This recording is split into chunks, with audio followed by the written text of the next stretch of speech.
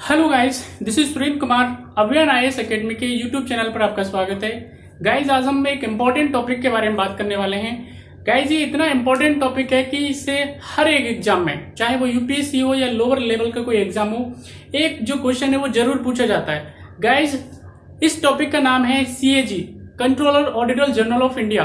Because CAG हाल ही में अपॉइंट हुए हैं, हमारे जो नए सीएजी हैं उन्होंने अपना स्थान लिया है। तो गाइज, ये जो टॉपिक है आने वाले एग्जामों की जो दृष्टि से काफी इंपॉर्टेंट हो जाता है। तो चलिए गाइज, हम इसमें बात करते हैं सीएजी के बारे में।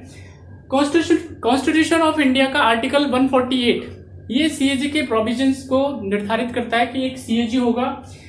गाइज, सीएजी के बारे में हम आगे डिस्कस करें, इससे पहले हम लोग जो मेन हमारे 3 टॉपिक हैं इनके बारे में हम लोग बात कर लेते हैं। ये जो आपके पास में अगर हम बात करें कॉन्स्टिट्यूशन बॉडी, सबसे ज्यादा जरूरी है कि पहले ये पता हो कि कॉन्स्टिट्यूशन बॉडी क्या होती है। उसके बाद हम बात करेंगे स्टेट्यूटरी बॉडी क्या होती है और ऑटोनोमस बॉडी क्या होती है। गाइज, जो प्रोविजन कॉन्स्टिट्यूशन के अंदर होते हैं, यानी कि जिसके बारे में कॉन्स्टिट्यूशन में लिखा हुआ है, उन्हें हम कॉन्स्टिट्यूशन बॉडी कहते हैं। तो अगर हम सीएजी की बात करें तो सीएजी क्या है, आपके पास एक कॉन्स्टिट्यूशन बॉडी है।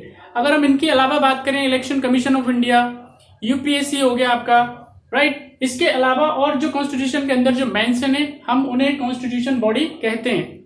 गाइस, इसके बाद बात करते हैं हम लोग स्टेट्यूटरी बॉडी, यानी कि इस तरह की बॉडी जो पार्लियामेंट्री एक्ट के थ्रू डेवलप होती हैं, राइट। इन्हें हम लोग संवैधानिक संस्थाएं बोलते हैं। इन्हें हम लोग सांविधिक या वैधानिक या कानूनी संस्थाएं बोलती हैं, यानी कि जो कानून से आती है। ऑटोनोमस बॉडी वो होती है जिनके पास अपने क्षेत्र में या खुद के क्षेत्र अधिकार में स्वतंत्र रूप से काम करने का राइट होता है, उन्हें हम लोग ऑटोनोमस बॉडी में कैटेगराइज करते हैं। गाइस, चलिए इसके बाद हम बात करते हैं सीएजी के बारे में। तो फर्स्ट ऑफ ऑल सीएजी होगा, बात करते हैं इसके बारे में कि सीएजी को अपॉइंट कौन करेगा। तो गाइस, प्रेसिडेंट ऑफ इंडिया या उनके सील से या उनके हैंड रिटन लेटर से सीएजी का अपॉइंटमेंट होगा। सीएजी का जो टेन्योर होगा, उसकी जो ऑफिस होगा, वो 6 साल या 65 जो एज है उसकी, उनमें से दोनों कोई भी हो वो होगा। गाइस, इसके बाद हम बात करें कि सीएजी के इसके अलावा इसके फंक्शंस क्या होंगे। तो गाइस, हम बात करते हैं ड्यूटी एंड जो powers of the CAG, constitution का आर्टिकल 149। गाइस, जो सीएजी है उसका जो मेन मकसद होगा या मेन काम होगा, वो गवर्नमेंट ऑफ इंडिया की जो रिसिप्ट हैं और एक्सपेंडिचर है उसकी ऑडिटिंग करना, उसका लेखा जोखा रखना, इस सीएजी का काम होगा। और जो पार्लियामेंट या प्रेसिडेंट ऑफ इंडिया जो भी डिसाइड करते हैं और उस तरह की जो पावर है, इसके लिए ऑडिटिंग के एरियाज में उनको किस तरह की पावर की जरूरत होगी, वो सारी जो पावर है पार्लियामेंट या प्रेसिडेंट ऑफ इंडिया के थ्रू उनको दी जाएंगी। उन्हीं के थ्रू वो क्या करेंगे, अपनी जो पावर है उसको एक्सरसाइज करेंगे। गाइस, इसके अलावा जो सीएजी का जो काम होगा, वो यूनियन गवर्नमेंट और स्टेट गवर्नमेंट के जो अकाउंट हैं उनकी ऑडिटिंग करने का ये काम करेंगे। इसके अलावा अगर जहां पे गवर्नमेंट, सेंट्रल गवर्नमेंट या स्टेट गवर्नमेंट का 50+ यानी 51 शेयर होल्डिंग होगी, यानी जो पब्लिक प्राइवेट भी अगर इंस्टीट्यूशंस हैं, लेकिन अगर उसमें 51 जो शेयर है अगर वो हो जाता है तो वो पब्लिक जो है प्रॉपर्टी हो जाती है या पब्लिक जो इंस्टीट्यूशन बन जाता है। तो उसकी जो ऑडिटिंग रिपोर्ट है, ये ऑडिटिंग का काम है, वो भी सीएजी कर सकेगा। गाइस, इसके बाद हम बात करते हैं कि सीएजी के जो फॉर्म होंगे अकाउंट के, ये यूनियन और स्टेट के, वो क्या होगा। तो गवर्नमेंट ऑफ इंडिया यानी प्रेसिडेंट ऑफ इंडिया अगर डिसाइड करते हैं उस फॉर्म में या उस फॉर्मेट में वो अकाउंट को या ऑडिटिंग को मेंटेन करेंगे। गाइस, इसके बाद हम बात करते हैं audit report of CAG. Article 151 audit report की बात करता है।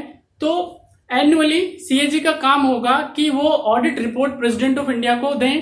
प्रेसिडेंट ऑफ इंडिया उस रिपोर्ट को दोनों हाउसेज में, लोकसभा और राज्यसभा में बारी बारी से रखवाते हैं। और जो सीएजी की रिपोर्ट होती है, उस सीएजी की रिपोर्ट पे जो पीएसी होती है, पब्लिक अकाउंट कमेटी होती है, वो इसको रिव्यू करती है। गाइस, सबसे इंपॉर्टेंट बात आती है कि सीएजी का सिर्फ जो काम होता है वो सिर्फ रिपोर्ट देने का होता है, यानी कि जो खर्चा जब हो जाता है उसके बाद उसकी रिपोर्ट आती है, यानी खर्चे से पहले उसका कोई राइट नहीं होता। इसीलिए हम सीएजी को कई बारी वॉच डॉग भी कहते हैं। गाइस इसके बाद हम बात करते हैं कि सीएजी को अपॉइंट करने के अलावा सीएजी को जो पेमेंट है, उसका ओथ है, अफर्मेशन है, वो कैसे होगा। तो गाइस अगर हम उसके पेमेंट की बात करें, उसके ऑफिस के खर्चे की बात करें, उसकी सैलरीज की बात करें, उसके वेजेस की बात करें, तो गाइस जो कॉन्स्टिट्यूशन ऑफ इंडिया में जो कॉन्स्टिट्यूशन बॉडी होते हैं उनके लिए शेड्यूल सेकंड के थ्रू उनके जो पेमेंट है, यानी उनको जो सैलरी मिलती है या उनके जो खर्चे होते हैं ऑफिस के, वो कंसोलिडेटेड फंड ऑफ इंडिया से दिए जाते हैं। गाइस इसके बाद हम बात करते हैं कि उनको पेमेंट कितनी मिलती है। तो जो सीएजी होते हैं नाउ डेज उनको 2.5 लाख रुपए 2.5 लाख रुपए पर मंथ उनको पेमेंट मिलती है। गाइस इसके बाद हम बात करते हैं कि इसके अलावा और क्या प्रोविजंस हो सकते हैं, इसको हटाया कैसे जा सकता है। तो गाइज इसका जो टर्म होता है वो सुप्रीम कोर्ट के जजेस के जैसे होता है, चीफ जस्टिस ऑफ इंडिया के जैसे ही होता है, या हाई कोर्ट के जो जजेस होते हैं उसी रीति से सीएजी को भी हटाया जा सकता है। अब वो रीति क्या है, 2/3 मेजोरिटी दोनों हाउसेज के अंदर, अगर मान लो 2/3 मेजोरिटी से अगर वो प्रपोजल पास हो जाता है तो प्रेसिडेंट ऑफ इंडिया उनको सीएजी को हटा देंगे। लेकिन उसके लिए हटाने की कंडीशंस होती हैं। हटाने की कंडीशंस क्या होती हैं, प्रूवन मिसबिहेवियर होना चाहिए, तभी सीएजी को हटाया जा सकता है। तो गाइज अभी अगर हम सीएजी की बात करें तो 14th नंबर के सीएजी जो हैं अभी अपॉइंट किए गए हैं, जिनका नाम है आपके पास में गिरीश चंद्र मुर्मू। तो गाइज अगर हम बात करते हैं, नेक्स्ट जो टॉपिक है हमारे पास में अपॉइंटिंग कमेटी के बारे में बात करते हैं। सीएजी को अपॉइंट करने के लिए एक कमेटी बनाई जाती है, वही रिकमेंड करती है कि किस कैंडिडेट को सीएजी बनाया जाए। तो गाइज उस अपॉइंटिंग कमेटी में प्राइम मिनिस्टर चेयरमैन होते हैं, उसके बाद जो फाइनेंस मिनिस्टर हैं वो मेंबर होते हैं, लोकसभा के जो स्पीकर होते हैं वो भी इसके मेंबर होते हैं, जो लोकसभा में लीडर ऑफ अपोजिशन होते हैं वो भी इसके मेंबर होते हैं, और पब्लिक अकाउंट कमेटी के जो चेयरमैन होते हैं वो अपॉइंटिंग कमेटी में शामिल होते हैं। ये जो कमेटी होती है वो प्रेसिडेंट ऑफ इंडिया को किसी भी कैंडिडेट को जिनको वो उपयुक्त लगते हैं, जो एलिजिबिलिटी क्राइटेरिया को फुलफिल करते हैं, तो वो प्रेसिडेंट ऑफ इंडिया फिर उस कैंडिडेट को सीएजी अपॉइंट करते हैं। तो गाइज ये कंप्लीट जानकारी थी सीएजी के बारे में। आई होप ये जानकारी आपको पसंद आएगी, ये आपके काम की होगी। मैं उम्मीद करता हूं कि आप इस वीडियो को देखेंगे, अपने फ्रेंड्स के साथ में शेयर करेंगे और इस चैनल को सब्सक्राइब करेंगे। थैंक यू गाइज, अगली वीडियो में मिलते हैं। तब तक के लिए आप पढ़ते रहिए, be safe, stay home and keep reading. Thank you.